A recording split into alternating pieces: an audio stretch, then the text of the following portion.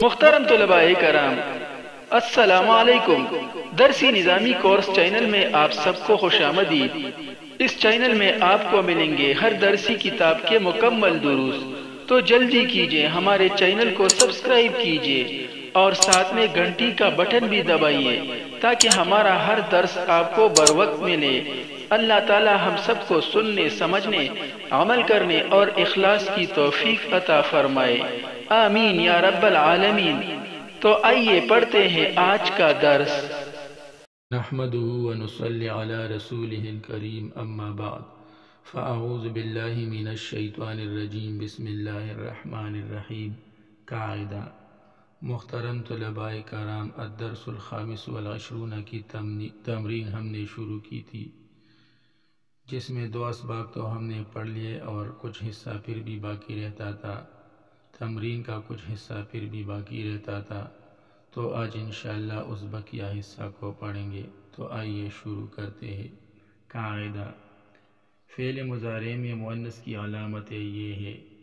چونکہ درس میں ہم نے فعل مضارع کا استعمال سیکھا تھا، فعل مضارع واحد مؤنث کا استعمال ہم نے سیکھ لیا تھا، تو اس وجہ سے یہاں پر فعل مضارع کے واحد مؤنث کے صیغوں کی علامتیں دی جا رہی ہے تاکہ طالب علم اس کو پہچان لے۔ جو ہی عبارت میں اس طرح کا کوئی صیغہ نظر آئے تو وہ علامت دیکھ کر پہچان لے کہ یہ واحد مؤنث کا صیغہ ہے۔ واحد متکلم کے لیے حمزہ، تو واحد متکلم کے لیے حمزہ آتا ہے جیسے اجلسو، اجلسو میں بیٹھتا ہوں یا بیٹھتی ہوں، یہ واحد مؤنث کے لیے بھی ہے اور واحد مذکر کے لیے بھی ہے۔ یہ حمزہ جو ہے یہ واحد مؤنث کے صیغے کی علامت بھی ہے، یعنی اگر کسی صیغہ کے شروع میں اس طرح حمزہ آ جائے تو آپ سمجھ لیں کہ یہ واحد مؤنث اور واحد مذکر دونوں کے لیے آتا ہے۔ تو اجلسو جو ہے اس میں یہ شروع میں جو حمزہ ہے یہ واحد متکلم کی علامت ہے۔ اجلسو میں بیٹھتا ہوں، اسی طرح افعلو میں کرتا ہوں، اضربو میں مارتا ہوں، تو یہ یا مارتی ہوں، میں مارتا ہوں یا مارتی ہوں، تو یہ حمزہ جو شروع میں آتا ہے یہ واحد متکلم کی علامت ہے۔ مخاطب کے لیے تا آتا ہے اور آخر میں یا نون آتا ہے جیسے تجلسین، تجلسین، تو یہ دیکھیے یہ شروع میں تا ہے اور آخر میں یہ یا نون ہے، تو یہ مؤنث کی علامت ہے، واحد مؤنث کی علامت ہے۔ تو اسی طرح تضربین، تو یہ تضربین میں بھی آپ اندازہ لگا لیجئے، شروع میں تا ہے اور آخر میں یا نون کی آواز ہے، یا نون۔ اسی طرح تسمعین، تو یہ شروع میں جب تا آ جائے اور آخر میں یا نون آ جائے تو اس سے آپ نے اندازہ لگانا ہے کہ یہ واحد مؤنث مخاطب کا صیغہ ہے۔ اور غائب کے لیے بھی تا آتا ہے جیسے تجلسو، وہ بیٹھتی ہے، وہ ایک مؤنث بیٹھتی ہے، تجلسو، تو یہ شروع میں جو تا ہے یہ واحد مؤنث غائب کی علامت ہے، واحد مؤنث غائب کے صیغے کی علامت ہے کہ یہ صیغہ جو ہے شروع میں جب تا آ جائے تو اس سے آپ نے اندازہ لگانا ہے کہ یہ واحد مؤنث غائب کا صیغہ ہے۔ تجلسو وہ بیٹھتی ہے، اسی طرح تضربو وہ مارتی ہے، تسمع وہ سنتی ہے، وہ ایک مؤنث سنتی ہے۔ تو مؤنث کا صیغہ جو ہے واحد مؤنث کا صیغہ وہ تو یا متکلم کے لیے ہوگا یا مخاطب کے لیے یا غائب کے لیے۔ اگر اس کے شروع میں حمزہ آ جائے تو آپ نے اندازہ لگانا ہے کہ یہ متکلم کے لیے آتا ہے، واحد متکلم کے لیے، اور اگر شروع میں تا آ جائے اور آخر میں یا نون مفتوح آ جائے تو اس سے آپ نے اندازہ لگانا ہے کہ یہ واحد مخاطب کا صیغہ ہے، واحد مؤنث مخاطب کا صیغہ ہے، اور اگر شروع میں تا آ جائے تو اس سے آپ نے اندازہ لگانا ہے کہ یہ واحد مؤنث غائب کا صیغہ ہے۔ فعل امر: جس فعل میں مخاطب سے کسی کام کرنے کا کہا جائے وہ فعل امر کہلاتا ہے، یعنی مخاطب سے کسی کام کا مطالبہ کیا جائے کہ یہ کام کرو، تو اس طرح کا فعل جو ہے یہ فعل امر کہلاتا ہے۔ فعل امر حاضر معلوم کہلاتا ہے۔ فعل امر فعل مضارع سے بنتا ہے۔ قاعدہ یہ ہے کہ فعل امر جو ہے یہ فعل مضارع سے بنتا ہے۔ جس طرح مضارع کے 14 صیغے ہوتے ہیں بالکل اسی طرح فعل امر کے بھی 14 ہی صیغے ہوتے ہیں، 6 غائب کے لیے، 6 مخاطب کے لیے اور 2 متکلم کے آتے ہیں، یعنی 6 صیغے غائب کے ہوتے ہیں، 6 مخاطب کے اور 2 متکلم کے۔ چونکہ فعل امر کو فعل مضارع سے بنایا جاتا ہے، لہٰذا فعل امر کا جو بھی صیغہ بنانا ہو وہ مضارع کے اسی صیغے سے بنائیں گے، یعنی اگر غائب کے صیغے بنانے ہو، فعل امر غائب کے صیغے بنانے ہو تو وہ فعل مضارع غائب کے صیغوں سے بنائیں گے۔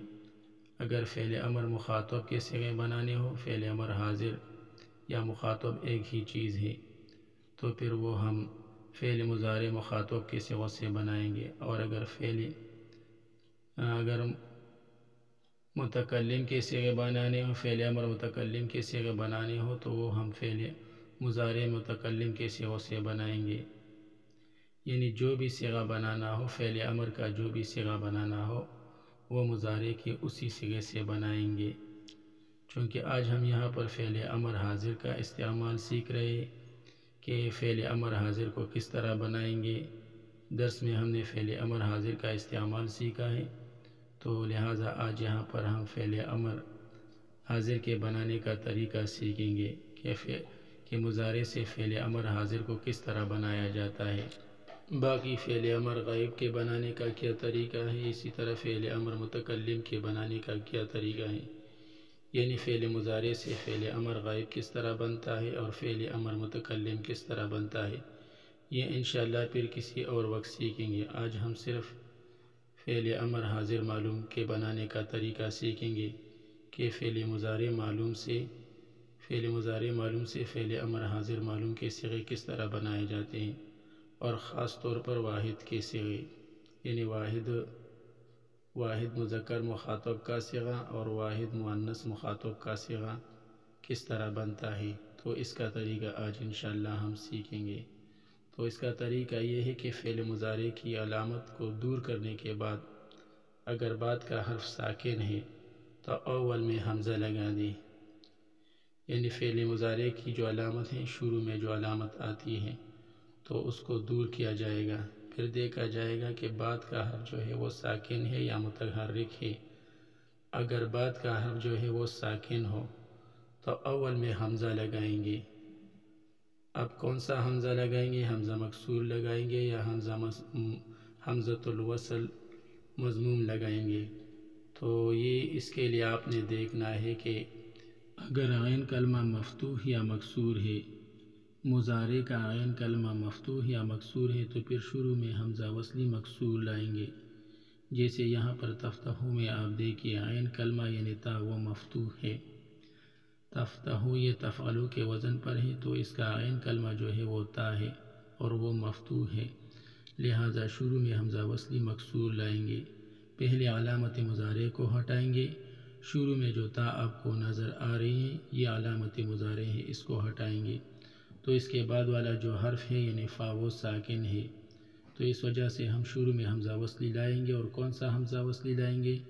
چونکہ عین کلمہ یعنی تا مفتوح ہے، اس وجہ سے شروع میں ہم حمزہ وصلی مکسور لائیں گے اور آخری حرف کو ساکن کر دیں گے، آخری حرف یعنی حا کو ساکن کر دیں گے تو تفتحو سے افتح ہو جائے گا، اسی طرح تقرأ سے اقرا ہو جائے گا، اور تضربو سے اضرب ہو جائے گا، کیونکہ تضربو میں آپ دیکھیے را جو کہ عین کلمہ ہے وہ مکسور ہے، تو پہلے علامت مضارع کو ہٹائیں گے، تضربو کے شروع میں جو تا ہے یہ علامت مضارع ہے، اس کو ہٹائیں گے، تو بعد والا حرف یعنی ضاد وہ ساکن ہے اور عین کلمہ وہ مکسور ہے، تو اس وجہ سے شروع میں حمزہ وصلی مکسور لائیں گے اور آخری حرف کو ساکن کر دیں گے، تو تضربو سے اضرب ہو جائے گا۔ اور اگر عین کلمہ مضموم ہو تو پھر شروع میں حمزہ وصلی مضموم لائیں گے، جیسے تنصرو، تو تنصرو میں آپ اندازہ لگائیے، پہلے علامت مضارع کو ہٹائیں گے، شروع میں جو تا ہے اس کو ہٹائیں گے، تو پھر بعد والا حرف یعنی نون وہ ساکن ہے تو لہٰذا شروع میں حمزہ وصلی لائیں گے۔ اب دیکھنا یہ ہے کہ عین کلمہ مضموم ہے یا مکسور یا مفتوح۔ تو یہاں پر یہ عین کلمہ یعنی سواد، تنصرو میں عین کلمہ کون سا کلمہ ہے؟ سواد۔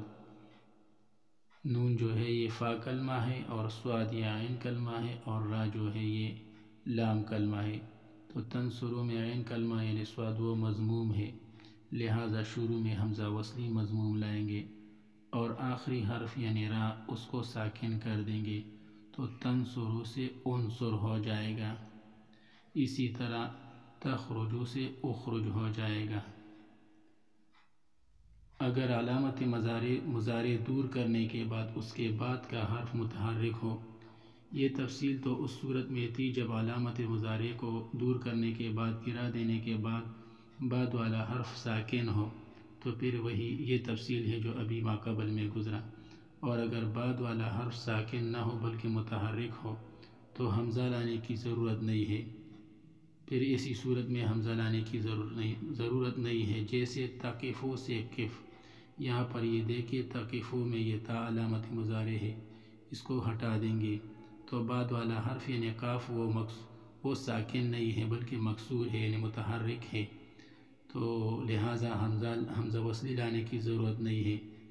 بس صرف اتنا ہم کریں گے کہ آخر والا حرف جو ہے اس کو ساکن کر دیں گے، تو تقفو سے قف ہو جائے گا۔ اسی فعل مضارع کے آخر میں یا لگا دینے سے مؤنث کا صیغہ بن جاتا ہے، جیسے افتح سے افتحی۔ افتح جو ہے یہ واحد مذکر امر حاضر معلوم کا صیغہ ہے۔ اب اگر ہم نے اس سے واحد مؤنث امر حاضر معلوم کا صیغہ بنانا ہو تو اس کے آخر میں یا لائیں گے، تو افتح سے افتحی ہو جائے گا، اور اس طرح واحد مذکر امر حاضر معلوم سے واحد مؤنث امر حاضر معلوم کا صیغہ بن جائے گا۔ اسی طرح آپ دوسرے صیغوں کو بھی قیاس کر لیں۔ دیکھیے یہ اقرا، جب اس کے آخر میں ہم یا لائیں گے تو پھر یہ واحد مؤنث کا صیغہ بن جائے گا۔ اقرئی، اقرا جو ہے یہ واحد مذکر امر حاضر معلوم کا صیغہ ہے، اور اقرئی جو ہے اس کے آخر میں جب ہم یا لائیں گے تو پھر اس طرح یہ واحد مؤنث امر حاضر معلوم کا صیغہ بن جائے گا۔ اسی طرح انصر سے انصری، اور اضرب سے اضربی، اور قف سے قفی، تو اس طرح جو ہے واحد مذکر امر حاضر معلوم سے واحد مؤنث امر حاضر معلوم کو بنایا جاتا ہے۔ امید ہے آپ نے آج کا درس اچھی طرح سے سمجھ لیا ہوگا۔ آج کے لیے اتنا ہی کافی ہے، باقی انشاءاللہ پھر پڑھیں گے۔ اللہ تعالی ہمارے کام کو آسان بنا دے، مزید آسان بنا دے، آسان سے آسان تر بنا دے، آسانیاں ہی آسانیاں عطا فرمائے، قابلیت و قبولیت عطا فرمائے، علم نافع عطا فرمائے، ہمارا سینہ علم و عمل کے لیے کھول دے۔ آمین یا رب العالمین۔ وصلی اللہ تعالی علی خیر خلقہ محمد و آلہ و اصحابہ اجمعین برحمتک یا ارحم الراحمین۔